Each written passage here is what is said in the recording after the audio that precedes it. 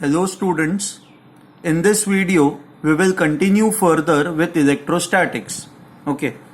Now what we will do is अब हम लोग और अलग अलग केसेस में इलेक्ट्रिक पोटेंशियल फाइंड आउट करने की कोशिश करेंगे.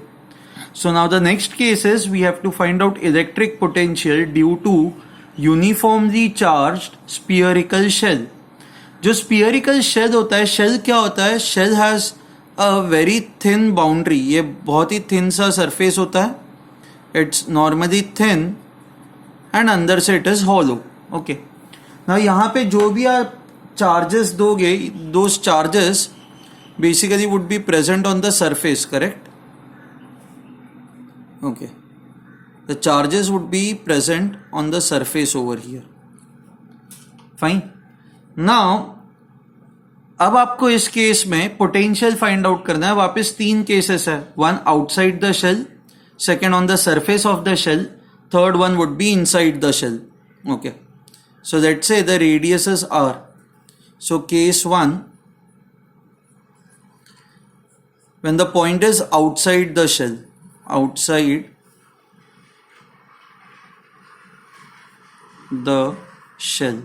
Now when I say outside the shell, so R is greater than R. Okay.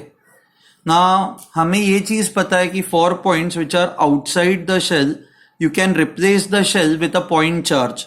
आप इस shell को point charge से replace कर सकते हो. Okay. And at a distance R, so let me draw it over here itself. Okay, यहीं पे मुझे दिखाने दो. Okay, let's say the charge is Q. सो ये पॉइंट चार्ज पे जो चार्ज होगा that will be Q. And आपको लेट्स से इस पॉइंट पे पोटेंशियल फाइंड आउट करना है. Let's say the distance is small r.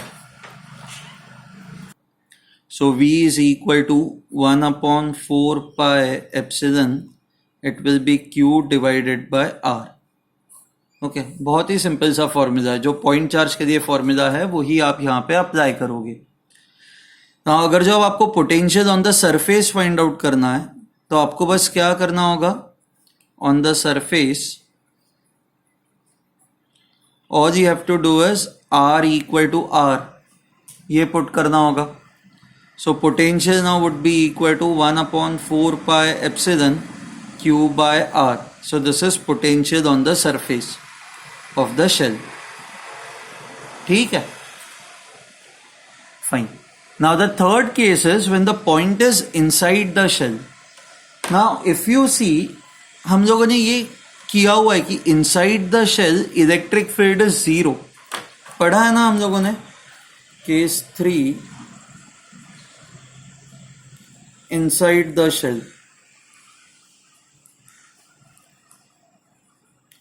Now what we know is inside the shell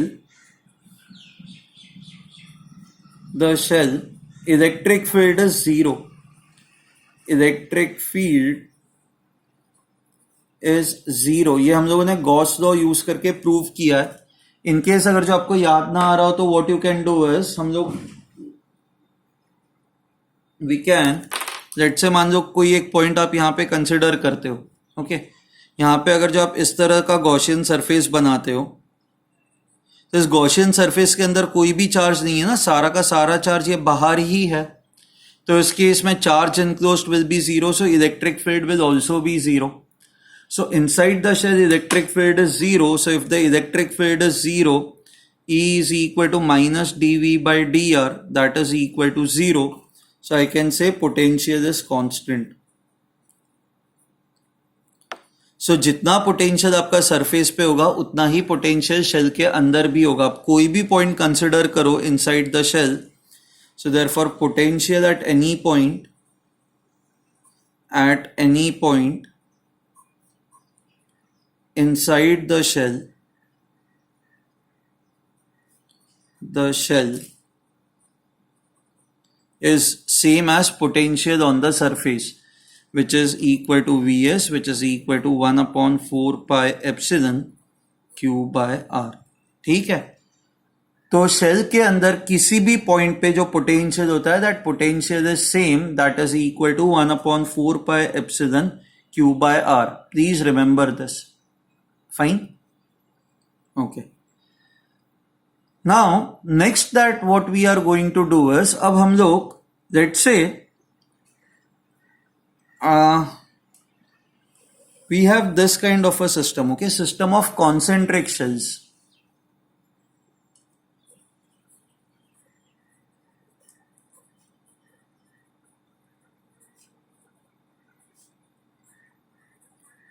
Now when I say concentric shells, इसका meaning ऐसा कुछ है, let's say there are 3 shells,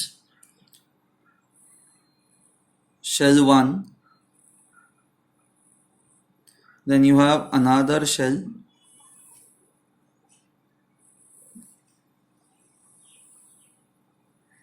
and then you have third shell.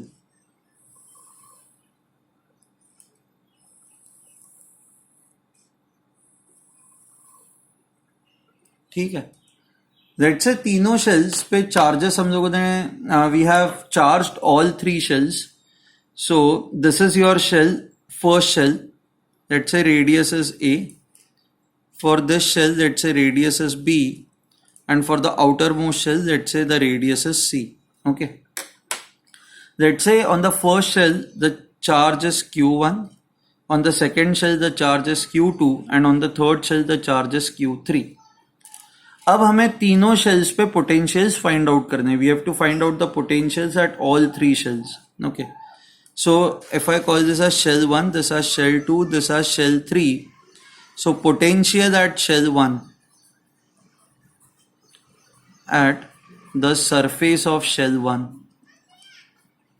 surface of shell 1 is equal to, now if you look at shell 1 is basically आप ये surface point लोगे तो ये इस shell के surface पे आ रहा है, and because इस shell के surface पे आ रहा है तो यहाँ पे potential कितना होगा, how much would be the potential over here due to this shell. So let me write it. It is due to potential at any point over here will be equal to potential due to shell 1 plus potential due to shell 2 plus potential due to shell 3. Potential due to shell 1 would be equal to 1 upon 4 pi epsilon Q1 by A. Potential due to shell 2. Now if you focus on this point, ये shell 2 के respect में ये किसका interior point हो गया ना, ये आपका शेल 2 है. तो यहाँ पे अगर जो आप कोई भी पॉइंट कंसिडर करते हो तो इस शेल के लिए ये तो इंटीरियर पॉइंट हो गया. एंड हम लोगों ने अभी डिराइव किया है inside the shell potential is given by 1 upon 4 pi epsilon Q by R, where R is the radius of that shell. So due to this shell, potential at any point which is inside this is equal to 1 upon 4 pi epsilon Q2 divided by the radius of this shell. Radius of this shell is B. Okay, because the point is inside the shell. Is inside the shell. Plus potential due to the shell 3. Now आपको यहाँ पे potential find out करना है, right, इसके surface पे.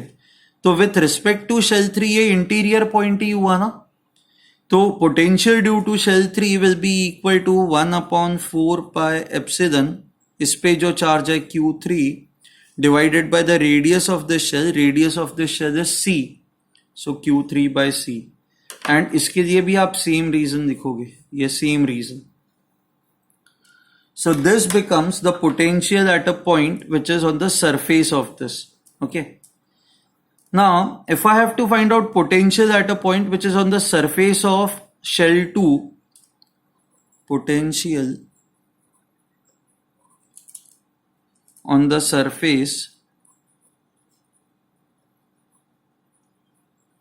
of shell 2. Okay. This would be equal to again V1 plus V2 plus V3, potential due to all 3 shells. Now understand this. यहाँ पे अगर जो आपको किसी पॉइंट पे पोटेंशियल फाइंड आउट करना है तो शेल A के लिए ये एक्सटीरियर पॉइंट हो गया, करेक्ट. एंड एक्सटीरियर पॉइंट्स के लिए हम लोग इस शेल को मान सकते हैं कि it is located at its centre ना. एक्सटीरियर पॉइंट पे पोटेंशियल कितना होता है हम लोगों ने डिराइव किया था 1/4πε the charge on the shell divided by the distance from the centre. So ये सेम लॉजिक अगर जो आप यहां पे लगाओ तो it will become equal to 1/4πε the charge on the shell that is Q1 divided by इस पॉइंट का यहां से distance that is B. So Q1 by B plus 1/4πε. Okay, this would be equal to Q2. Now ये तो वैसे ही इसके surface पे ही present है तो it will be Q2 by B, basically the radius of this shell, plus potential due to this shell. Now यहाँ पे कोई भी पॉइंट इस शेल के लिए तो ये इंटीरियर पॉइंट हो गया. इंटीरियर पॉइंट हो गया तो potential would be 1/4πε Q3 divided by the radius of this shell. इस शेल का रेडियस क्या है C. हम लोगों ने जो ऊपर रिजल्ट्स डिराइव किए हैं मैं वही रिजल्ट्स यहाँ पे यूज कर रहा हूँ. I am using these results over here. मैं ये एडवाइस करूंगा कि ऊपर वाले रिजल्ट्स लिख दो, पहले आप बुक में साइड में रखो एंड उनको फिर आप कंपेयर करते जाओ सो दैट आपको ये पार्ट समझने में और आसानी होगी. ठीक है. Now if you compare this and this, okay, potential at the surface of sphere 1 and potential at the surface of sphere 2, आपका ये टर्म एंड ये टर्म एग्जैक्टली सेम है, ये टर्म एंड ये टर्म एग्जैक्टली सेम है. बस फर्क कहां पे आ रहा है, ये फर्स्ट टर्म में आपका डिफरेंस आ रहा है. यहां पे Q1 by A है, यहां पे Q1 by B है. Okay, now A is smaller than B, B larger है ना, तो इफ A इज स्मॉलर तो आप डिवाइड कर रहे हो तो this term is bigger and यहां पे जो टर्म है this is smaller term. So I can say this now that ये वाला जो सरफेस है this, okay, I can always say this that if we assume that Q is positive, मैं assume कर रहा हूं charge is positive. Okay, so if Q1 is positive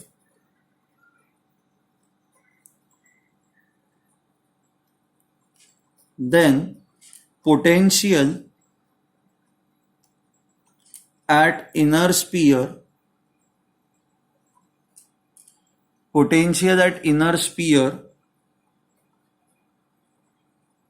okay is more than potential at outer sphere.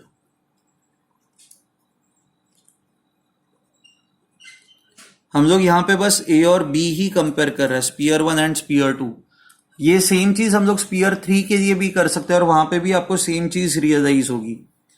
सो यहां पे what you would realise is कि Q1, if Q1 is positive तो potential at 2 will be this and potential at the surface of 1 will be more. So potential at inner sphere is more than the potential at outer sphere. Now how will I use this, इसको मैं use कैसे कर सकता हूं. मान लो ऐसा कुछ है कि इन दोनों स्पीयर्स को अगर जो मैं अब एक वायर से कनेक्ट कर देता हूं तो आपको हमेशा पता है कि चार्ज कहां से कहां पे फ्लो करता है. Charge always flows from higher potential to lower potential. We know that potential at inner sphere is more, so and यहां पे चार्ज भी पॉजिटिव है तो यहां पे अगर जो पॉजिटिव चार्ज है तो पॉजिटिव चार्ज क्या करेगा, ये पॉजिटिव चार्ज जो है वो हायर पोटेंशियल से लोअर पोटेंशियल की तरफ फ्लो करेगा. So positive charge will flow this way. So due to this what will happen is charge, if you connect these two shells, what you will find is charge will continuously flow from here to here. and ये कब तक flow करता जाएगा, ये तब तक flow करता जाएगा जब तक सारा का सारा चार्ज यहां से यहां पे ट्रांसफर नहीं हो जाता. ओके, क्योंकि at all points of time see हमने बस यही अज्यूम किया है कि Q1 इज पॉजिटिव, बाकी कोई भी हम लोगों ने अजम्पशन नहीं रखा हुआ है. हम लोगों ने ऐसा भी Q1 के वैल्यू पे भी कोई हम लोगों ने अजम्पशन नहीं रखा है, ना Q2 के वैल्यू पे कोई हम लोगों ने वैल्यू कंसिडर की है. ये बहुत ही जनरल सा केस है एंड हमें ये रियलाइज होता है कि अंदर वाले शेल पे पोटेंशियल इज मोर, बाहर वाले शेल पे पोटेंशियल इज लेस तो पॉजिटिव चार्ज, बिकॉज इस पे पॉजिटिव चार्ज है इसलिए, तो पॉजिटिव चार्ज जो होता है वो हमेशा हायर पोटेंशियल से लोअर पोटेंशियल की तरफ फ्लो होता जाता है. So charge will continuously flow from inner sphere to outer sphere, and ये तब तक नहीं हो जाता जब तक दोनों का पोटेंशियल सेम नहीं होता. एंड इन दोनों का पोटेंशियल सेम कब होगा? जब Q1 जीरो हो जाएगा. क्योंकि अगर जो ये टर्म जीरो हो गया, सी ए एंड बी तो कभी इक्वल हो नहीं सकते, ये दो अलग रेडिया है, तो this and this will be equal only if Q1 becomes zero. So which means entire charge will flow from this sphere to this sphere, right?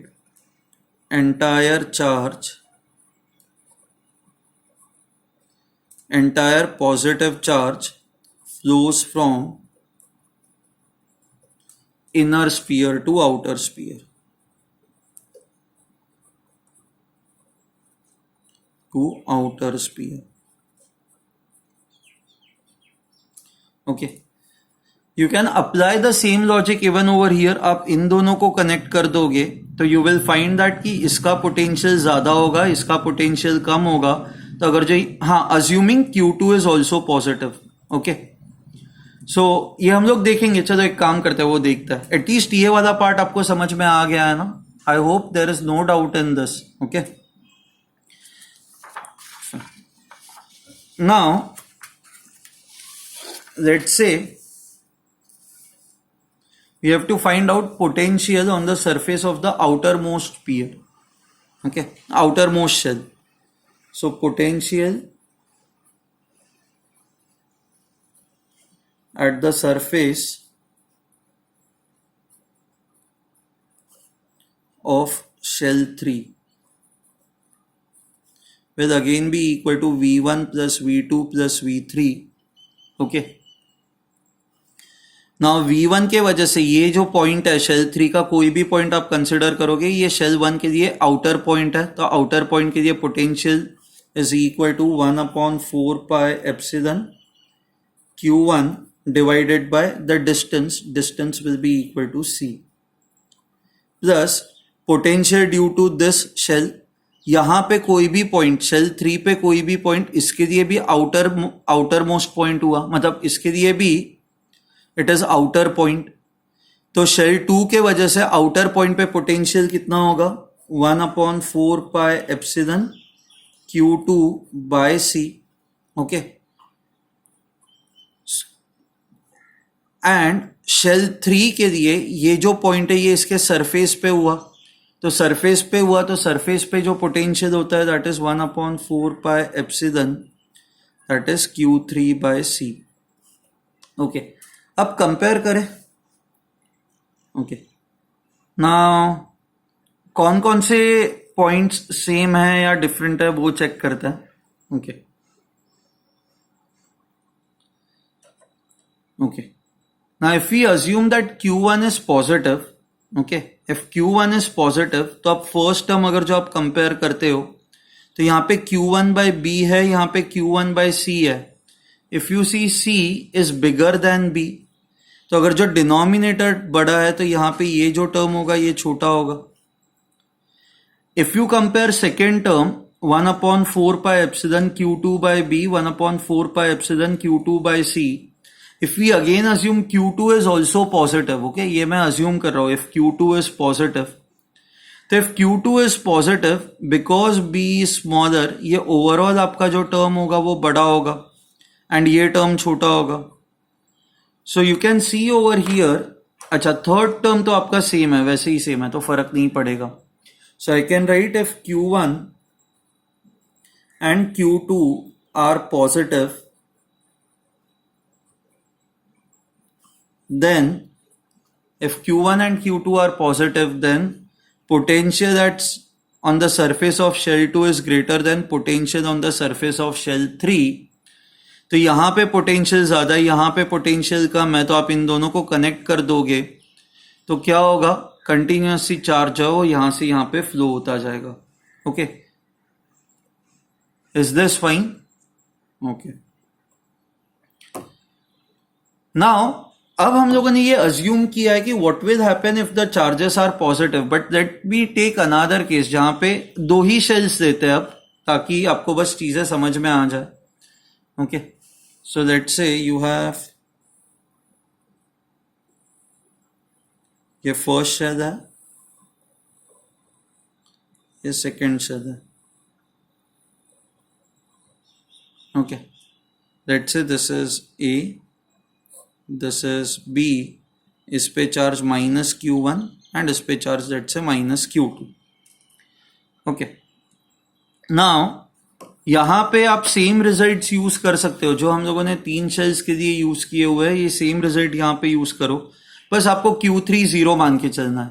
या फिर आपको ये मानना है कि ये जो थर्ड शेल है इसकी रेडियस इन्फिनिटी है, तो यहाँ पे दिख नहीं रहा है बट ये इन्फिनाइट दूर है. If you put C as infinity तो anything divided by infinity will be 0. तो बेसिकली ये टर्म आपका हट जाएगा. बस 2 शेल्स है, तो 2 शेल्स के वजह से इनर सरफेस पे क्या पोटेंशियल होगा. So potential on the surface 1 will be equal to 1/4 pi epsilon. It will be -Q1 by A. Okay, plus 1/4 pi epsilon -Q2 by B. ये सेम रिजल्ट जो है मैं यूज कर रहा हूं, बस ये थर्ड टर्म हटा. I am just removing third term. Q1 के जगह पे I am taking it as -Q1 क्योंकि यहाँ पे चार्ज नेगेटिव है. Similarly potential on the surface of the shell 2, आप ये एक्सप्रेशन यूज करोगे, वापस थर्ड टर्म हटा दोगे. सो this is 1/4 pi epsilon -Q1 by B plus 1/4 pi epsilon -Q2 by B. ठीक है. Now if you compare the two, this is same, ये term जो है वो सेम है. ओके, नाउ यहां पे A इज स्मॉलर, तो ये आपका ओवरऑल टर्म लार्जर होगा. बट बिकॉज यहां पे माइनस साइन है, तो माइनस साइन है तो मतलब overall this number will be then smaller because of this minus sign. So I can write V1 is less than V2. So what it means is potential at the surface of the inner shell is less. Potential at the surface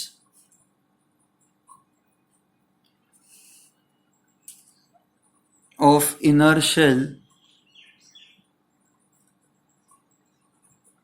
is less. Now what will happen if you connect the two? Now this is at low potential, this is at high potential. अब यहाँ पे जो आपके charges है वो positive नहीं है ना, हमारे पास जो चार्जेस है वो नेगेटिव है. नेगेटिव चार्जेस हमेशा, ये लो पोटेंशियल है, ये हाई पोटेंशियल है. पॉजिटिव चार्जेस हमेशा हाई से लो की तरफ जाता है, बट नेगेटिव चार्जेस जो है वो हमेशा लो पोटेंशियल से हाई पोटेंशियल की तरफ जाएंगे. तो इस पे जो सारे नेगेटिव चार्जेस है वो भी इसी डायरेक्शन में बाहर आएंगे. So I write the negative charges will flow from inner shell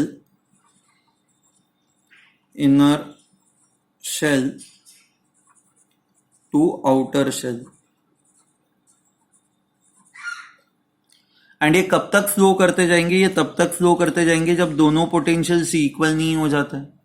now ए और बी तो इक्वल हो नहीं सकते, तो ये दोनों सेम तभी होंगे जब आपका Q 0 हो जाएगा. So which means I can say entire all negative charges will flow from here to here.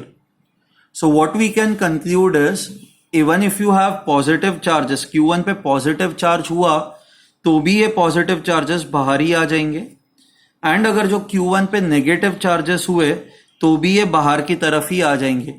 Q2 पे whether you have a positive charge or whether you have a negative charge उससे फर्क नहीं पड़ता.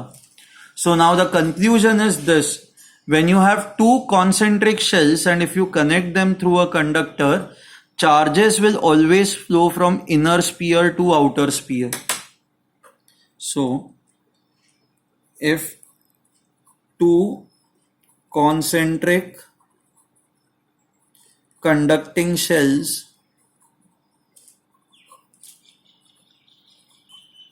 are connected through a wire,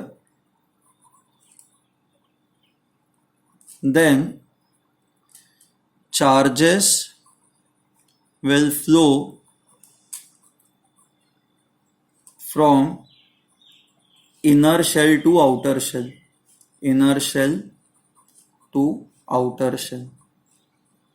ठीक है, this will happen always whether your inner shell has a negative charge or whether your inner shell has a positive charge. इससे कोई भी फर्क नहीं पड़ेगा. ओके, चार्जेस जो है वो हमेशा अंदर से बाहर की तरफ ही आएंगे. Okay, I hope this is clear to you. इसी कंसेप्ट को हम लोग वैन डे ग्राफ जनरेटर बनाने में यूज करता है. Okay okay, Van de Graaff generator.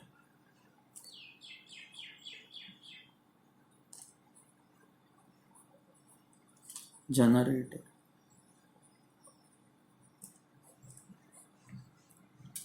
Okay, and ये चार्जेस कब तक फ्लो करते जाएंगे? जब तक अंदर वाले स्फीयर पे चार्ज आपका जीरो नहीं हो जाता तब तक ये चार्जेस जो है वो कंटिन्यूसली बाहर फ्लो करते जाएंगे. I hope this is clear to you. इसमें अब आपको कोई भी डाउट नहीं है. ठीक है, fine. Now the next thing is, हम लोगों ने ये तो रिलेशनशिप देखी हुई है, electric field is equal to minus D V by D R. So dV is equal to minus E dr. Okay. And therefore, if I integrate this, मुझे ये मिलेगा minus E into dr. Okay. Now R1 to R2 potential will be V1 to V2. So V2 minus V1 will be equal to integral of E dot dr from R1 to R2. Now मान लो कि किसी reason में electric field is constant. Okay, so if electric field is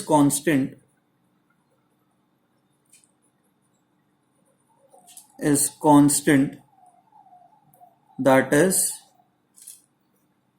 independent of R,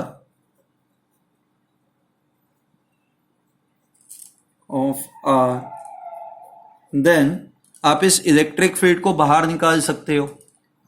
so what I get is V2 minus V1 is equal to minus E. Integral of 1 will be R, तो ये मिल जाएगा आपको R2 minus R1. Okay, so simply delta V potential difference is equal to minus E into delta R. अगर जो आपको magnitude बस चाहिए पोटेंशियल डिफरेंस का, this is E into delta R. आपको बस ये, so this is basically potential difference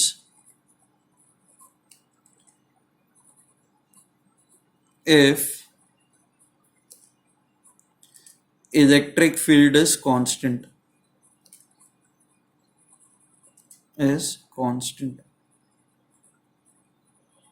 ठीक है, I hope you have understood this. इसमें कोई आपको डाउट नहीं है. ओके, अब इसको हम लोग यूज कैसे कर सकते हैं? We can use this. So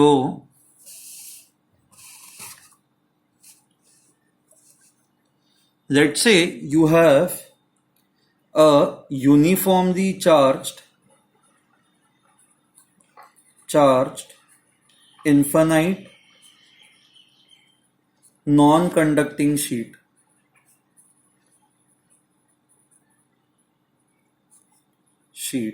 okay, so ये ऐसी यूनिफॉर्मली चार्ज शीट है. आपको याद है हम लोग इसको क्रॉस सेक्शन से, अगर जो हम लोग क्रॉस सेक्शन व्यू देखे तो ये ऐसा दिखेगा. मान लो इसके एक साइड पे हम लोगों ने इसको चार्ज दिया हुआ है. It is something of this type.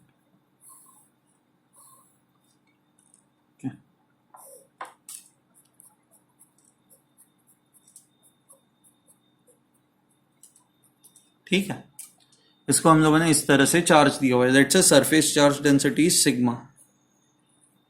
Now we know that near this sheet your electric field is in this direction and electric field is sigma upon 2 epsilon.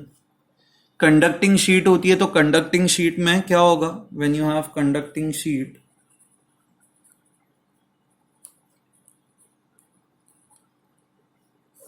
So in the case of conducting sheet the only difference is charges जो है वो दोनों sides पे spread out हो जाएंगे। So when I से surface charge density sigma, okay, तो दोनों साइड्स पे सरफेस चार्ज डेंसिटी सिग्मा, तो यहां पे जो इलेक्ट्रिक फील्ड होगी हम लोगों ने निकाली थी, it is sigma upon epsilon not epsilon. It's like due to this it is sigma upon 2 epsilon, due to this it is sigma upon 2 epsilon, दोनों को ऐड करोगे तो you will get it as sigma upon epsilon. Now you can see that this is independent of R, ये R पे depend नहीं करती, तो this is constant, यहां पे this is also constant. So if I consider 2 points, point A, point B, and let's say the distance between 2 points is D, तो आप जैसे जैसे इलेक्ट्रिक फील्ड के डायरेक्शन में जाओगे पोटेंशियल विल रिड्यूस, तो B का पोटेंशियल कम होगा, A का पोटेंशियल ज्यादा होगा।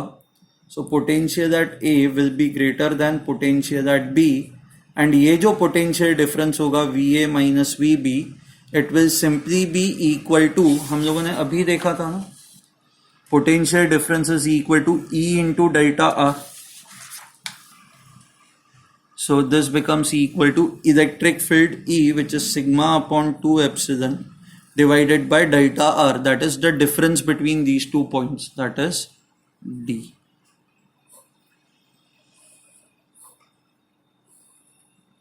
ठीक है, now you have to remember this, मान लो point B अगर जो यहां पे होता,